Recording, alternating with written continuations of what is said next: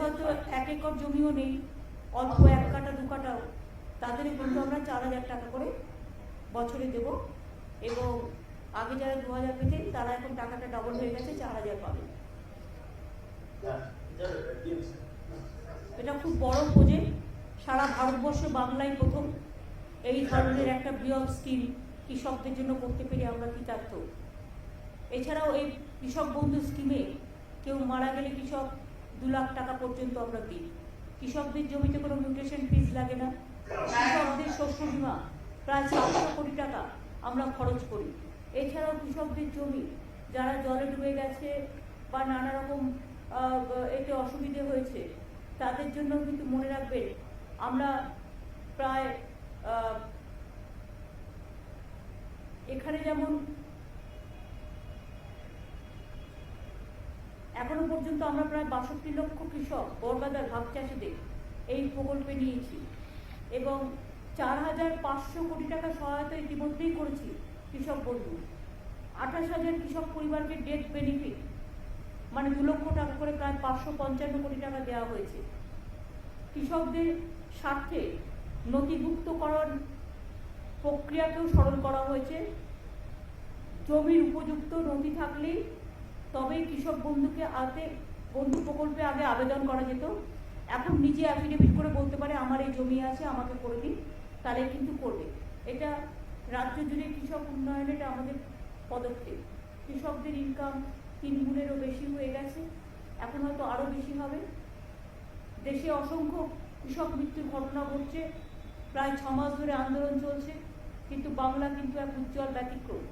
সবার ভারত সরকারের কৃষিকর্ম অ্যাওয়ার্ড আমরা পেয়েছি। খাজনা মিউটেশন ফি মুকুব করা হয়েছে, কৃষক রত্ন সম্মান প্রদান করা হয়েছে, কৃষক বার্ধক্য ভাতার পরিমাণ 750 টাকা বাড়িয়ে 1000 টাকা করা হয়েছে এবং উপভোক্তার সংখ্যা 66,000 থেকে বাড়িয়ে 1 লক্ষ করা হয়েছে।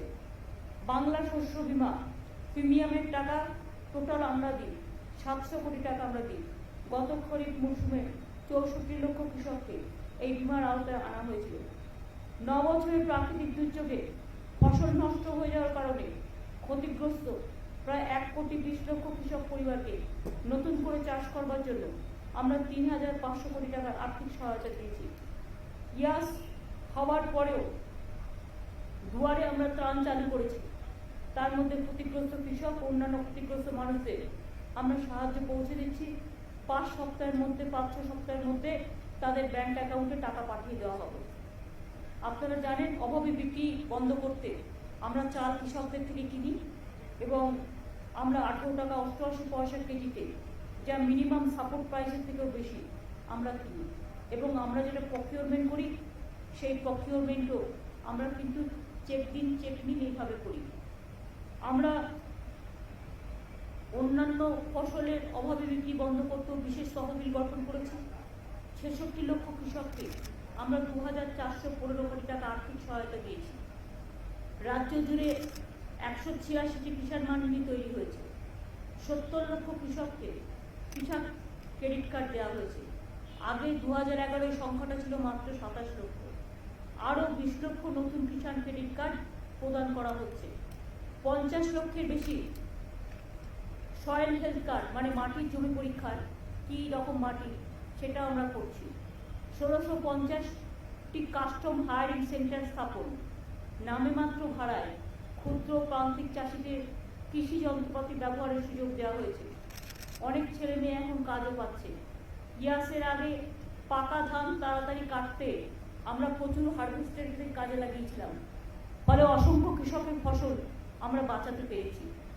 এছাড়াও মনে রাখবেন রাজ্যের 6টি জেলায় বীরভূম, বাঁকুড়া, পুরুলিয়া, পশ্চিম বর্ধমান, ঝাড়গ্রাম, পশ্চিম মেদিনীপুর প্রায় 50,000 একর পতিত জমিকে কাজে লাগিয়ে পরিকল্পিতভাবে এগ্রিকালচার, হর্টিকালচার, মাছ চাষ, পশুপালন ইত্যাদি করার জন্য আমরা মাটির সৃষ্টি প্রকল্প চালু করেছি। ইতিমধ্যে 13,000-এর বেশি পতিত জমিতে কাজ শুরু হয়েছে। ইলেকট্রনিক ডেলিভারি সিস্টেম চালু করা হয়েছে, ডেলিভারি সার্ভিস সিস্টেম। বাড়িতে বসেই জমির পর্চা, মিউটেশন, কনভার্সনের মতো পরিষেবা আমরা অলরেডি দিচ্ছি। আর একটা হচ্ছে ইয়াসের সময় 2 24 পরগনা ও পূর্ব মেদিনীপুরে যেসব এলাকায় চাষের জমিতে নোনা জল ঢুকে গেছিল, সেখানকার 2 লক্ষ চাষিকে সল্ট টলারেন্ট অর্থাৎ নোনা স্বর্ণ ধানের বীজ ও অন্যান্য ইনপুটও দেওয়া হচ্ছে। আজ এরকম অনেক কৃষককে সেই কিট, প্রতি কিটে আছে 6 কেজি নোনা স্বর্ণ ধানের বীজ, মাইক্রোনি নিউট্রিয়েন্ট, বীজ শোধন করার কেমিক্যাল তুলে দেওয়া হচ্ছে। ডিএমরা তাদের কাছে যে চাষিরা গেছেন এই দুটো জেলার দক্ষিণ 24 পরগনা, উত্তর 24 পরগনা এবং মিদনাপুর পূর্বে নোনা জল ঢুকে গিয়ে ধানগুলো যে নষ্ট হয়ে গেছে সেগুলো আমরা স্বর্ণ ধান করবার জন্য আমরা এখানে নতুন করে কিট আবিষ্কার করেছি এবং অনেক কৃষককে সেই কিট নোনা স্বর্ণ কিট, প্রতি কিটে আছে 6 কেজি নোনা স্বর্ণ ধানের বীজ, বীজ শোধন করার কেমিক্যাল সহ অনেক কিছু, এবং চাষিদের সুবিধের জন্য যৌথ বীজতলাও করা হচ্ছে। সুতরাং আপনারা বুঝতেই পারছেন, আমরা বলেছিলাম স্বর্ণ ধান যেখানে জলা জমিতে প্রতি বছরই জমি ভেসে যায়, ধানগুলো পচে যায়, সেখানে আমরা নতুন ধান উৎপাদন করব, তাতে চাষিরাও বাঁচবে, তাতে আমাদের উৎপাদনও চলবে এবং তাতে প্রতি বছর যে ঝামেলাটা বিশেষ করে বন্যা এবং জল জমার, তাতে চাষিরা বাঁচবে। এইসব কাজগুলো করা হয়েছে। আর আজকে একটা বই লঞ্চ করা হচ্ছে, প্রতিশ্রুতি পূরণ কৃষক বন্ধু নতুন। এটা আমি সৌম্যকে বলবো যে সব প্রেসকে, ওঙ্কার সব প্রেসকে দিয়ে দেবে, আপনারা এটার থেকে ডিটেলস নিয়ে যাবেন।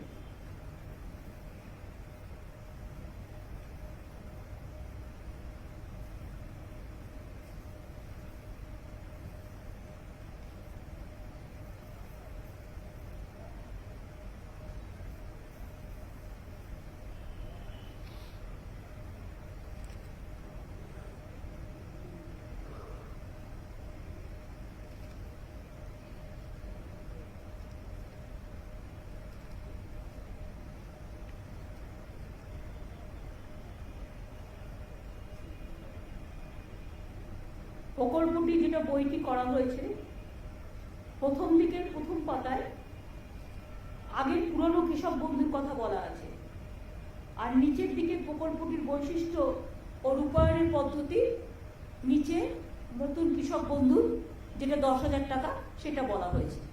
বইটার প্রতি আপনারা একটু লক্ষ্য রাখবেন, ওপরের দিকটা আগে 19-এর এটা বলা হয়েছে, আর আজকে যেটা অ্যানাউন্স করা হলো 10,000 টাকার, এটা হচ্ছে একদম আর্থিক সহায়তার বিবরণ, প্রকল্পটির বৈশিষ্ট্য, রূপায়ণের পদ্ধতি, এটা কিন্তু নিচে দেওয়া আছে, নিচে এই প্যারাগ্রাফে যেটা নতুন হয়েছে। তাহলে পুরনো নতুনটার সাথে যে তার পার্থক্যটা সেটা আপনারা মিলিয়ে নিতে পারবেন। বাদ বাকি সব ঠিক আছে। এবং এই বইটা পেলে আপনারা আমাদের কৃষিকাজ সম্পর্কে যে কথাগুলো আপনাদের আমি বললাম তার কিছুটা অন্তত পাবেন। কোন জেলায় কত কৃষক, কৃষক ক্রেডিট কার্ড থেকে শুরু করে কিছু ইনফরমেশন আপনারা পেতে পারেন। এটাই ছিল আজকে আমাদের। ডিএমরা নিশ্চয়ই চাষিদের কাছে কিটটা তুলে দিয়েছেন। দক্ষিণ 24 পরগনা তুলে দেওয়া হয়েছে, উত্তর 24 পরগনা, পূর্ব মেদিনীপুর, সব জেলায় তার মানে মোটামুটি তুলে দেওয়া হয়েছে, তাই তো? আর বাদ বাকি যেগুলো বাকি আছে কিটস গুলো তুলে দিন, নোনা জলের যেটা স্বর্ণধান কিটস, এতে চাষিরা উপকৃত হবে এবং ভালো করে চাষ করতে পারবে। আর তাদের যে ক্ষয়ক্ষতি হয়েছে সেটা 1 এপ্রিল থেকে 8 এপ্রিল পর্যন্ত রিভিউ করে আমরা দিয়ে দেবো, বা ডাইরেক্ট ব্যাংকে টাকা চলে যাবে। জুলাই, হ্যাঁ, 1 জুলাই থেকে আর 8 জুলাই মধ্যে।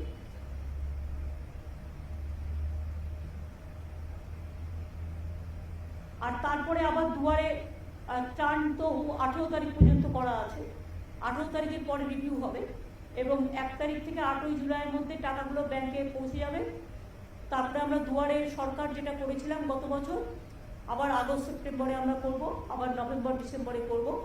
তখন যদি কেউ বাদ থাকে কৃষক বন্ধু স্কিমে বা কোনো স্কিমে, তখন আপনারা সেখানে আপনার রেশন কার্ড নেই বা কিছু, আপনারা সেখানে নাম লেখাতে পারেন।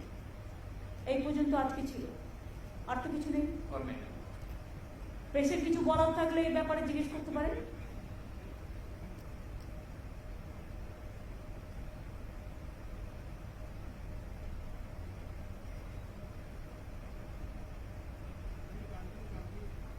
এখনো ভেবেই আসেনি।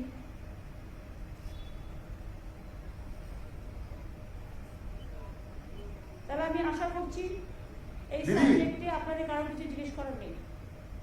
দিদি, আপনি ইতিমধ্যে রাজ্যে বর্ষা ঢুকে গেছে এবং কদিন আগেই ঘূর্ণিঝড় ফলে কিন্তু অনেক ক্ষতি হয়ে গেছে। সেন্ট্রাল থেকে টিম এসেছিল, ঘুরে গেছে। আমফানের সময় আমরা দেখেছিলাম এসেছিল, ঘুরে গেছে। এখনো পর্যন্ত এই যে লাস্ট যে ঝড়টা হলো ইয়াস, তার জন্য কোনো ক্ষতিপূরণের কথা সেন্ট্রাল থেকে জানিয়েছে? না,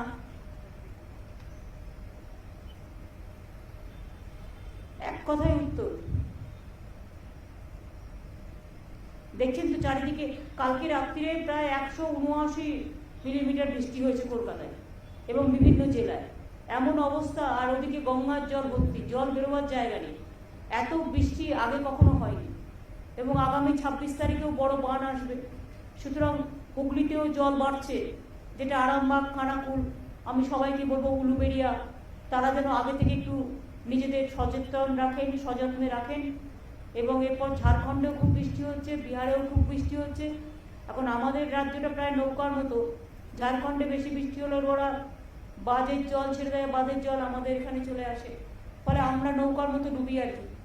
সুতরাং বিশেষ করে হাওড়া জেলা, হুগলি জেলা, বর্ধমান জেলার কিছুটা, মিদনাপুরের কিছুটা, আর বান আসলে তো বানের জল বে অফ বেঙ্গল, তাতে তো অনেকটা হয়। ইভেন কলকাতাতেও জল ঢুকে যায়, গঙ্গা টোটালটাই ভরে যাচ্ছে, এমন বেশি বৃষ্টি হচ্ছে। সুতরাং সবাই সাবধানে থাকবেন, ভালো থাকবেন, এইটুকু বলার। কারণ প্রকৃতি তো আমাদের হাতে নেই, প্রাকৃতিক দুর্যোগ আমাদের ফেস করতে হচ্ছে। আমরা বোমার নাম শুনেছি, কিন্তু বৈদ্যুতিক বোমা, যেরকম বৈদ্যুতিক বোমার মতো বিদ্যুৎ চমকাচ্ছে আর এক একটা বিদ্যুতের লোক মারা যাচ্ছে, এইরকম তো আগে কখনো প্রকৃতিকে আমরা দেখিনি। সুতরাং প্রকৃতি একটু দুরন্ত হয়ে গেছে। এবং গ্লোবাল ওয়ার্মিং, এটা তো আগেই বলা আছে, গ্লোবাল ওয়ার্মিংয়ের ফল প্রকৃতি, সব রাজ্যেই প্রচুর লোক মারা যাচ্ছে এই বিদ্যুতেও। মাধ্যমিক উচ্চ মাধ্যমিকের মূল্যায়নটা নিয়ে কতটা এগোলো? ওটা কালকে পুরো অ্যানাউন্স করে দেবে। জুলাই মাসের মধ্যে রেজাল্ট বেরিয়ে যাবে, আর বাকিটা কালকে অ্যানাউন্স করে দেবে এডুকেশন ডিপার্টমেন্ট। একাধিকবার দেখেছি যে রাজ্যপাল প্রকাশ্যে অনেক কথা বলছেন, ইলেকশনের পরেও আমরা দেখছি সেই ব্যাপারটা কন্টিনিউ করছেন। উনি প্রকাশ্যে আপনার সম্পর্কেও বলেছেন, টুইট করেছেন, এবং এখন উনি দিল্লিতে গেছেন, অনেকের সঙ্গে দেখা করছেন। তো এই ব্যাপারটা নিয়ে যদি কিছু বলেন, আপনার রিয়াকশন যদি একটু পাওয়া যায়। না, আমার কোনো রিয়াকশন নেই। কিন্তু যেভাবে উনি ফাংশন করছেন, অনেকেই তো বলছেন যে সেটা ঠিক নয়। একজন সবাই যখন বলছে তখন আর আমার বলার প্রয়োজন নেই। সবাই বলছেন বলি সবার বলাটাই আমার বলা, আমার নতুন করে বলার আর কি আছে? একটা বাচ্চা হলে বকে চুপ করানো যায়।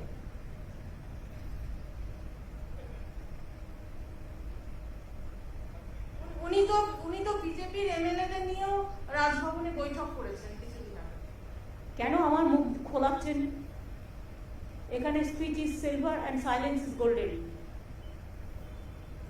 मेरा एक सवाल है, कुछ रीजनल पार्टीज ने आरोप लगाया है कि राम मंदिर ट्रस्ट में एक जमीन जो थी 2 करोड़ की जमीन को 18 करोड़ में खरीदा गया और उसके पीछे स्कैम भी हो सकता है। सामने ही उत्तर प्रदेश का चुनाव है, क्या कहेंगे इस पर? हमें इस पे अभी कोई टिप्पणी नहीं करना है कि शिव सेना ने एक पॉइंट रेज किया है। उन्होंने जब रेज किया है उनके पास जरूर कोई एविडेंस होगा, इसी के लिए उसको करने दीजिए। हम उनको पास से डिटेल्स लेने के बाद हम बोल सकते हैं। Ma'am, just want to understand how much has the cost for the Governor House increased in the past couple of years? In the past couple of days, you have heard as how several OSTs have been appointed, some are under question. Has the cost to operate Raj Bhavan increased in the past couple of years? Because the state government maintains that there is fund crunch. Has the Raj Bhavan cost has increased? That is obviously. But exact figure I cannot give you right now because it is not with me right now, because I was not aware of the facts.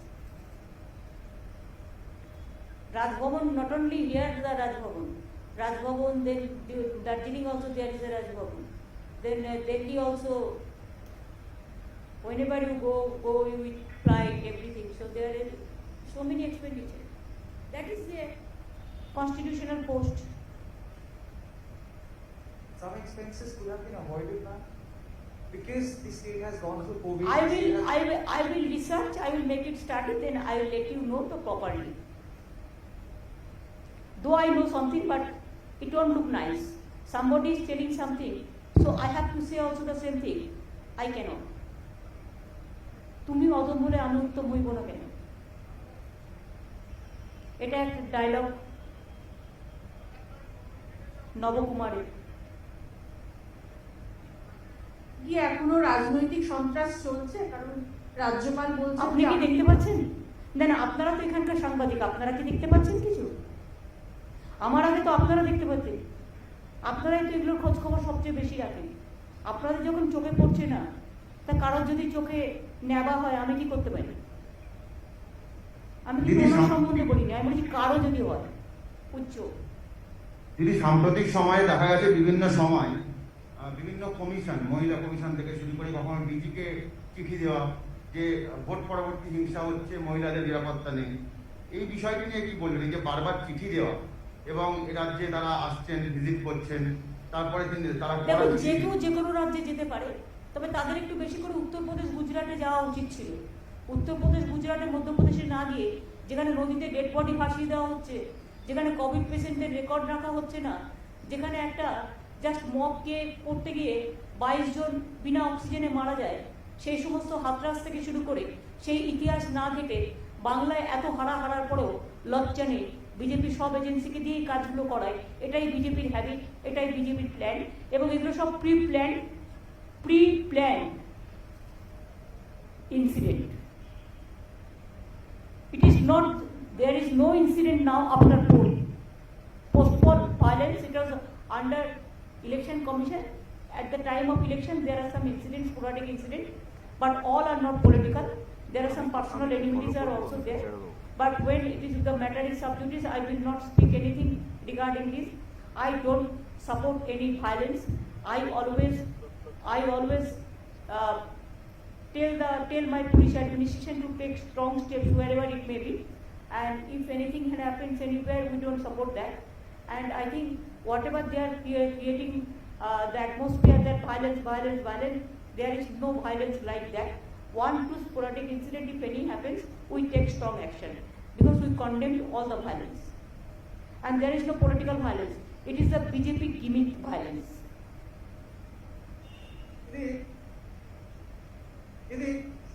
আবার কি বলছি, বিশেষ এক রাজনৈতিক দল উত্তরবঙ্গে যেমন কেন্দ্রশাসিত অঞ্চলে একটা অরাজকতা করার চেষ্টা করছে, তেমনি জঙ্গলমহলেও মাওবাদীদের কার্যকলাপ বাড়ানোর জন্য একটা ষড়যন্ত্র চলছে।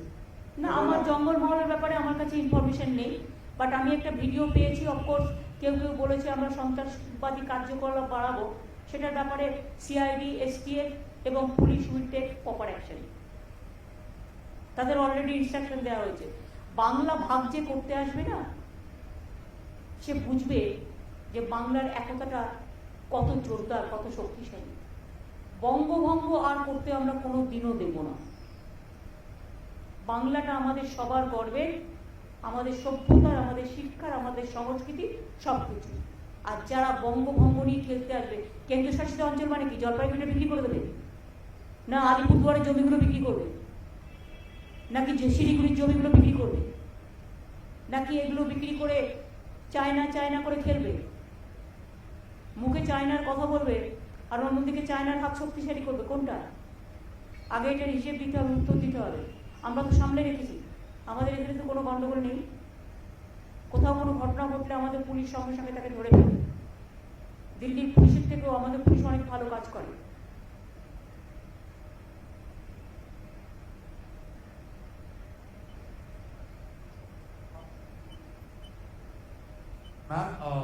this issue has been going on for the past couple of days. The way the central government had tried acting tough on Twitter and other social media sites. How do you see this, man? Twitter has been, asked to It's follow. very unfortunate. This is very unfortunate. They cannot control Twitter. That's why they want to bulldoze Twitter. They cannot control me, so they want to bulldoze my government. They want to bulldoze my party. They cannot control some journalists, so they want to kill them. So that is their phenomenon. And one day there will be end. There will be end of everything. I condemn this. আমি আপনাদের কাছে বলি, আমাকে chief secretary জানালেন যে আমরা যে announcement করলাম 10,000 টাকা করে আজ থেকে দেওয়া হবে, ইতিমধ্যেই আজকেই 9,78,531 জন কৃষক বন্ধু ফার্মার্স 22টা ডিস্ট্রিক্টে 290 কোটি টাকা রিলিজ করা হয়েছে direct bank transparent bank DBT সিস্টেমের মধ্যে দিয়ে। ইতিমধ্যেই দেখুন অ্যানাউন্স করার সাথে সাথে লঞ্চ করার সাথে সাথে 9,78,531 জন কৃষক বন্ধু ফার্মার অফ অল 22 ডিস্ট্রিক্ট 290 কোটি টাকা আজকেই রিলিজ করা হয়েছে ডিবিটির মাধ্যমে। কনগ্রাচুলেশন। বাদ বাকিগুলোও দিয়ে দিতে হবে।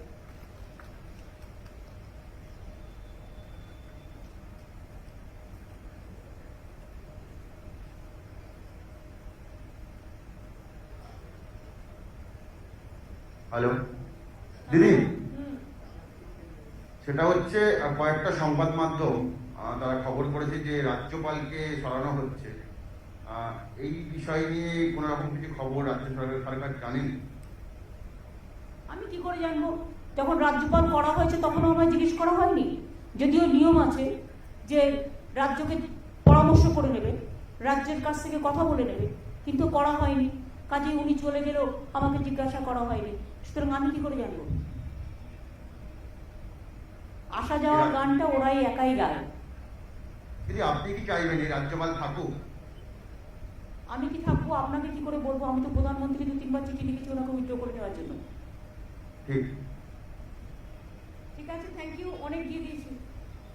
কোন দিকে যাবেন চিঠি লিখেছেন? মানে টিকা ভ্যাকসিনের ব্যাপারে কোনো রিপ্লাই বা কোনো কিছু কি এসছে ভ্যাকসিন নিয়ে? এখনো পর্যন্ত আমরা নারায়ণ পেয়েছি কিছু, যেটা অ্যানাউন্স করেছিল সবার জন্য পাঠাবে, সেটাকে চালু হয়েছে এখনো? ম্যাডাম 21 তারিখ থেকে আমরা আরম্ভ করছি। 21 তারিখ থেকে বলেছে দেবে।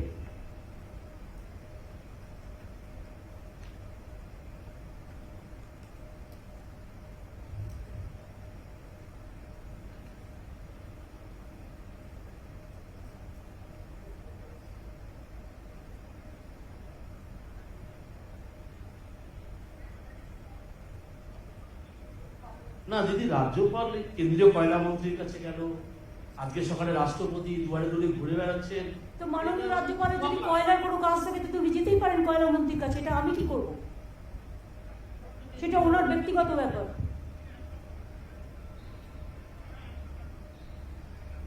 আজকে আবার অমিত শাহর সঙ্গে দেখা করছে নাকি? সে করতেই পারে, উনি কার সাথে দেখা করবেন সেটা ওনার ব্যাপার, উনি তো ওদেরই লোক।